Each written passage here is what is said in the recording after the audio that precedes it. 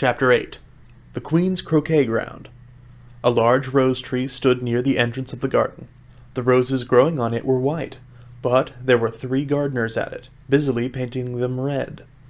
Alice thought this a very curious thing, and she went nearer to watch them. And just as she came up to them, she heard one of them say, "Look out now, Five, don't go splashing paint on me like that." "I couldn't help it," said Five in a sulky tone. "Seven jogged my elbow." On which Seven looked up and said, "That's right, Five, always lay the blame on others." "You'd better not talk," said Five. "I heard the Queen say only yesterday you deserve to be beheaded." "What for?" said the one who had spoken first. "That's none of your business, too," said Seven. "Yes, it is his business," said Five, "and I'll tell him. It was for bringing the cook tulip roots instead of onions." Seven flung down his brush, and had just begun. Well, of all the unjust things, when his eyes chanced to fall upon Alice. As she stood watching them, and he checked himself suddenly, the others looked around also, and all of them bowed low. "Would you tell me, please," said Alice, a little timidly, "why you were painting those roses?" 5 and 7 said nothing, but looked at 2. 2 began in a low voice, "Why, the fact is, you see, miss, this here ought to have been a red rose tree, and we put a white one in by mistake, and if the Queen was to find out, we should all have our heads cut off, you know. So you see, miss, we're doing our best, afore she comes to—" At this moment 5, who had been anxiously looking across the garden, called out, "The Queen! The Queen!" And the 3 gardeners instantly threw themselves flat upon their faces. There was a sound of many footsteps, and Alice looked around, eager to see the Queen. First came 10 soldiers carrying clubs. These were all shaped like the 3 gardeners, oblong and flat, with their hands and feet at the corners. Next, the 10 courtiers. These were ornamented all over with diamonds, and walked 2 and 2, as the soldiers did. After these came the royal children. There were 10 of them, and the little dears came jumping merrily along hand in hand, in couples. They were all ornamented with hearts. Next came the guests, mostly kings and queens, and among them Alice recognized the rabbit. It was talking in a hurried, nervous manner, smiling at everything that was said, and went by without noticing her. Then followed the Knave of Hearts, carrying the king's crown on a crimson velvet cushion, and last of all this grand procession came the King and Queen of Hearts. Alice was rather doubtful whether she ought not to lie down on her face like the 3 gardeners, but she could not remember ever having heard of such a rule at processions. And besides, what would be the use of a procession, thought she, if the people all had to lie down on their faces so that they couldn't see it? So she stood where she was and waited. When the procession came opposite to Alice, they all stopped and looked at her, and the Queen said severely, "Who is this?" She said it to the Knave of Hearts, who only bowed and smiled in reply. "Idiot!" said the Queen, tossing her head impatiently, and turning to Alice, she went on, "What's your name, child?" "My name is Alice, so please, your Majesty," said Alice very politely, but she added to herself, "Why, they're only a pack of cards, after all. I needn't be afraid of them." "And who are these?" said the Queen, pointing to the 3 gardeners, who were lying round the rose tree. For you see, as they were lying on their faces, and the pattern on their back was the same as the rest of the pack, she could not tell whether they were gardeners, or soldiers, or courtiers, or 3 of her own children. "How should I know?" said Alice, surprised at her own courage. "It's no business of mine." The Queen turned crimson with fury, and, after glaring at her for a moment like a wild beast, began screaming, "Off with her head! Off!" "Nonsense!" said Alice, very loudly and decidedly, and the Queen was silent. The King laid his hand upon her arm, and timidly said, "Consider, my dear, she's only a child." The Queen turned angrily over from him, and said to the Knave, "Turn them over." The Knave did so very carefully with 1 foot. "Get up," said the Queen in a shrill, loud voice. And the 3 gardeners instantly jumped up, and began bowing to the King, the Queen, the royal children, and everybody else. "Leave off that!" screamed the Queen. "You make me giddy." And then turned to the rose tree. She went on, "What have you been doing here?" "May it please your Majesty," said 2 in a very humble tone, going down on 1 knee as he spoke.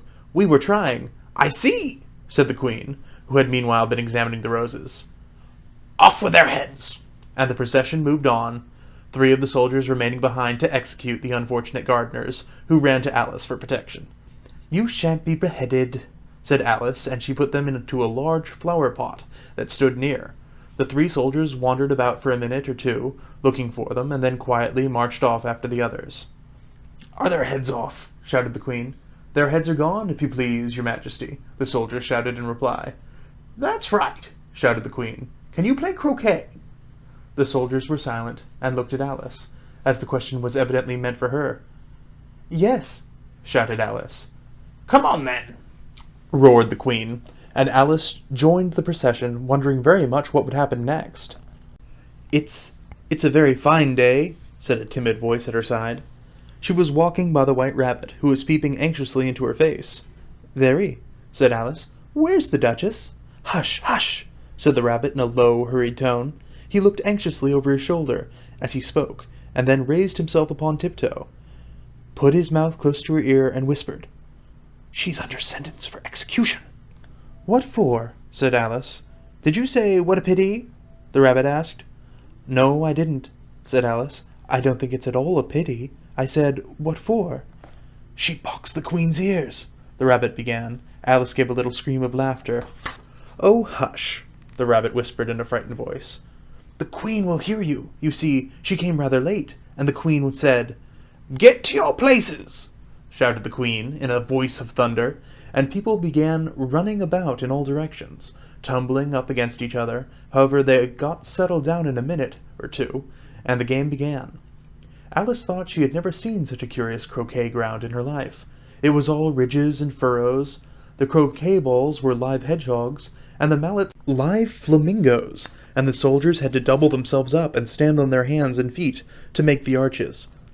The chief difficulty Alice found at first was in managing her flamingo. She succeeded in getting its body tucked away, comfortably enough, under her arm, with its legs hanging down, but generally, just as she had got its neck nicely straightened out, and was going to give the hedgehog a blow with its head, it would twist itself round and look up in her face with such a puzzled expression that she could not help bursting out laughing. And when she had got its head down, and was going to begin again, it was very provoking to find that the hedgehog had unrolled itself, and was in the act of crawling away. Besides all this, there was generally a ridge or a furrow in the way wherever she wanted to send the hedgehog to, and as the doubled-up soldiers were always getting up and walking off to other parts of the ground, Alice soon came to the conclusion that it was a very difficult game indeed. The players all played at once without waiting for turns, quarreling all the while, and fighting for the hedgehogs, and in a very short time the Queen was in a furious passion, and went stamping about and shouting, "Off with his head!" or "Off with her head!" about once a minute. Alice began to feel very uneasy, to be sure. She had not yet had any dispute with the Queen, but she knew that it might happen any minute. And then, thought she, what would become of me? They're dreadfully fond of beheading people here. The great wonder is that there's anyone left alive. She was looking about for some way of escape, and wondering whether she could get away without being seen, when she noticed a curious appearance in the air. It puzzled her very much at first, but after watching it a minute or two, she made it out to be a grin, and she said to herself, "It's the Cheshire Cat. Now I shall have someone to talk to." "How are you getting on?" said the cat, as soon as there was mouth enough for it to speak with. Alice waited till the eyes appeared, and then nodded. "It's no use speaking to it," she thought, "till its ears have come, or at least one of them." In another minute the whole head appeared, and then Alice put down her flamingo and began an account of the game, feeling very glad she had someone to listen to her. The cat seemed to think that there was enough of it now in sight, and no more of it appeared. "I don't think they play it all fairly," Alice began in a rather complaining tone, "and they all quarrel so dreadfully one can't hear oneself speak, and they don't seem to have any rules in particular. At least, if there are, nobody attends to them, and you've no idea how confusing it is, all the things being alive. For instance, there's the ark I've got to go through next, walking about at the other end of the ground, and I should have croqueted the Queen's hedgehog just now, only it ran away when it saw mine coming." "How do you like the Queen?" said the cat in a low voice. "Not at all," said Alice. "She's so extremely—" Just then she noticed the Queen was close behind her, listening, so she went on, "likely to win that it's hardly worth while finishing the game." The Queen smiled and passed on. "Who are you talking to?" said the king, coming up to Alice and looking at the cat's head with great curiosity. "It's a friend of mine, a Cheshire cat," said Alice. "Allow me to introduce it." "I don't like the look of it at all," said the king. "However, it may kiss my hand if it likes." "I'd rather not," the cat remarked. "Don't be impertinent," said the king. "And don't look at me like that." He got behind Alice as he spoke. "A cat may look at a king," said Alice. "I've read that in some book, but I don't remember where." "Well, it must be removed," said the king very decidedly, and he called to the queen, who was passing at the moment. "My dear, I wish you would have this cat removed." The queen had only one way of settling all difficulties, great or small. "Off with his head," she said, without even looking around. "I'll fetch the executioner myself," said the king eagerly, and he hurried off. Alice thought she might as well go back and see how the game was going on, as she heard the queen's voice in the distance, screaming with passion. She had already heard her sentence 3 of the players to be executed for having missed their turns, and she did not like the look of things at all, as the game was in such confusion that she never knew whether it was her turn or not. So she went off in search of her hedgehog. The hedgehog was engaged in a fight with another hedgehog, which seemed to Alice an excellent opportunity for croqueting one of them with the other. The only difficulty was that her flamingo was gone across to the other side of the garden, where Alice could see it trying in a helpless sort of way to fly up into a tree. By the time she had caught the flamingo and brought it back, the fight was over, and both the hedgehogs were out of sight. "But it doesn't matter much," thought Alice, "as all the arches are gone from this side of the ground." So she tucked it away under her arm, that it might not escape again, and went back to have a little more conversation with her friend. When she got back to the Cheshire Cat, she was surprised to find quite a large crowd collected around it. There was a dispute going on between the executioner, the king, and the queen, who were all talking at once, while all the rest were quite silent, and looked very uncomfortable. The moment Alice appeared, she was appealed to by all 3 to settle the question, and they repeated their arguments to her, though, as they all spoke at once, she found it very hard to make out exactly what they said. The executioner's argument was that you couldn't cut off a head unless there was a body to cut it off from, that he had never had to do such a thing before, and he wasn't going to begin at his time of life.